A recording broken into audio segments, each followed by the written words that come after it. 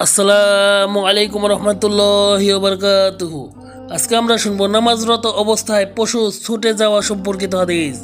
হযরত আজরাক ইবনে cows রাদিয়াল্লাহু তাআলা হতে বর্ণিত, তিনি বলেন, আমরা আবহাওয়ার শহরে খারিজি গোত্রের বিরুদ্ধে যুদ্ধরত ছিলাম।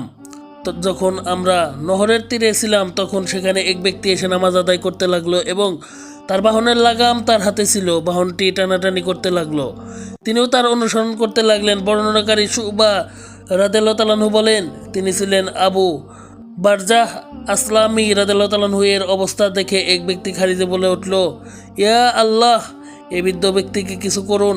বৃদ্ধ ব্যক্তি নামাজ শেষ করে বললেন, আমি তোমাদের কথা শুনেছি, আমি রাসূল সাল্লাল্লাহু আলাইহি সাল্লামের সঙ্গে 6, 7 কিংবা 8 বার যুদ্ধে অংশগ্রহণ করেছি।